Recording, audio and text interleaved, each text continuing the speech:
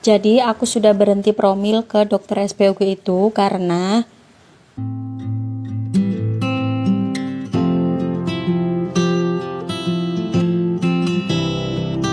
Halo, assalamualaikum warahmatullahi wabarakatuh. Kembali lagi di channel aku, Sasa Utama.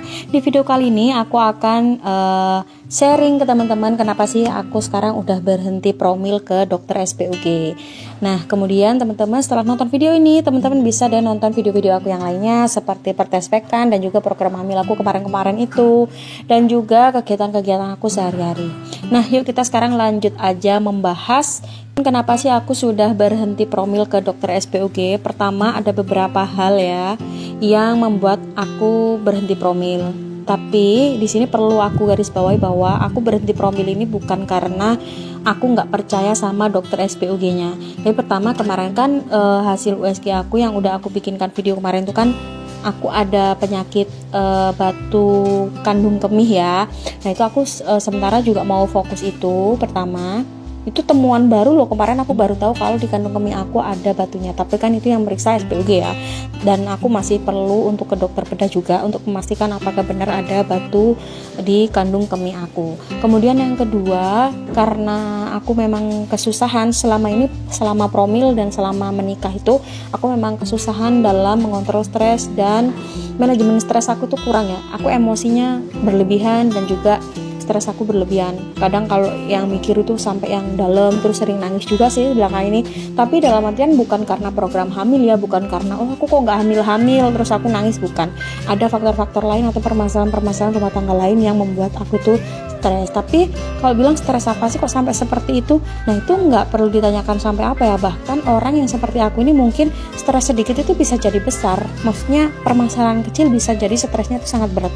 Karena kan setiap orang berbeda-beda ya. Nah, kemudian selain dari penyakit batu itu yang kemarin ini masih perlu dipastikan, kemudian stres, dan yang ketiga aku mau menurunkan berat badan aku dulu, dalam artian begini ya, bukan tentang diet, intinya pola hidup sehat. Di sini aku mau menerapkan diet sehat, terus aku sudah membikinkan videonya juga perjalanan aku untuk program hamil mandiri aku ini, untuk dietnya ini aku bikinkan di TikTok aku, Sasa Utama 2. Aku punya 2 TikTok ya, Sasa Utama sama Sasa Utama 2. Yang pertama untuk bahas pertespekan juga, yang tanya-tanya tentang promil juga. Sebetulnya aku agak gimana gitu ya, terserah, tapi alhamdulillah banyak yang tanya tentang promil, karena mereka itu tanya gini loh, misalkan gejala-gejala kehamilan itu kayak gimana dan lain sebagainya. Karena kan saya juga sering banget tuh ke SPOG, jadi karena saya juga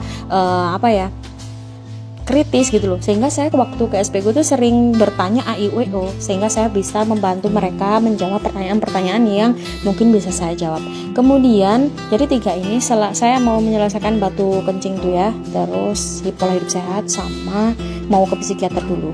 Nah untuk yang pola hidup sehat ini aku udah share, coba teman-teman bisa follow TikTok aku Sasa Utama 2. Itu gimana, ada 3 penting yang aku lakukan ke depannya. Ini saya bingung nih teman-teman, gimana menurut teman-teman, haruskah aku nge-share seperti apa yang aku lakukan setiap harinya, terus progres aku tentang perjalanan diet untuk promil ini. Kan dari awal sebetulnya di YouTube aku ini juga bahas diet untuk promil ya, cuman memang belum terrealisasi. Tapi untuk saat ini memang kayaknya udah bener-bener berat dan aku harus menjalankan itu, karena hasil yang terakhir ini sangat-sangat mencengangkan, bahwa saat di USG padahal sudah telat, aku tidak terjadi penebalan sedikit pun, sehingga tidak ada darah yang dikeluarkan. Untuk ke depan ini aku mau konsumsi vitamin E sama herbal.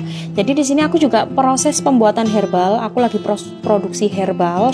Herbalnya itu dari 9 jenis, orangnya bilang 9 jenis, tapi pada kenyataannya itu lebih ya rahasia ya lah ya. Yang 9 ini mungkin bisa aku jabarkan nanti kalau teman-teman bisa nyobain deh aku bikin. Jadi aku sekarang juga lagi produksi, yang lagi rame di TikTok kan juga banyak ya, seperti apa itu herbal untuk program hamil, dan ternyata banyak yang hamil itu. Tapi yang sekarang ini saya juga bukannya niru-niru ya, tapi ini untuk aku produksi sendiri, ini untuk diriku dan untuk aku jual juga sebagai bentuk dukungan aku sama teman-teman sesama pejuang garis 2 ini. Nah jadi aku produksinya itu dalam bentuk sirup yang isinya tuh bahan utamanya ada kunyit, terus ada jahenya juga, ada macam-macam deh, dan akar-akaran yang mungkin itu akan membuat kita lebih sehat lagi. Jadi aku back to nature ya, aku kembali ke natural aja, aku berhenti stok dulu obat kimia dari dokter, dan aku menerapkan pola hidup sehat karena aku percaya dan aku yakin. Teman-teman kalau nggak yakin, kalau nggak percaya jangan coba-coba lah ya, karena outputnya atau inputnya itu kurang baik gitu loh buat teman-teman. Sehingga kalau aku tuh percaya bahwa apa yang aku makan ke depannya ini, apa yang aku lakukan, aktivitas apa saja, terus pola hidup yang seperti apa, itu sangat-sangat mempengaruhi program hamil kita. Karena saya kan waktu itu banyak juga yang DM tuh sering saya tanya, kenapa gitu kan, stres nggak, terus pola hidupnya gimana, olahraganya gimana. Ternyata memang jauh dari iya gitu loh. Nah jadi mereka kebanyakan memang aku nggak olahraga, ngakunya seperti itu. Memang aku makannya ngawur sih, sembarang aja. Terus yang kedua emang aku agak stres. Jadi ketiga ini memang penting dari makan ya, intinya kehidupannya gimana, terus stresnya gimana, olahraga enggak, itu penting. Ketiga ini tuh penting. Nah jadi untuk aku produksi ini mungkin akan aku share juga di TikTok. Mungkin kalau perlu aku juga akan share juga di channel YouTube aku tentang produksi herbal untuk program hamil, karena aku sendiri juga konsumsi itu.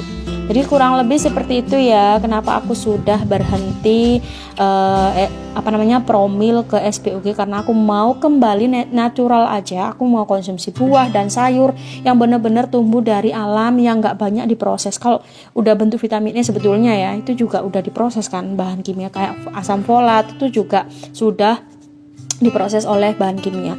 Nah kalau kita mau asam folat sebetulnya ya ada di alpukat, kacang-kacangan dan lain sebagainya ya. Teman-teman bisa deh makanan yang mengandung asam folat dan vitamin E gitu juga bisa dicari dan kalian konsumsi. Nah kemudian mungkin gini aja yang dapat aku sampaikan ya, sampai sini dulu video ini.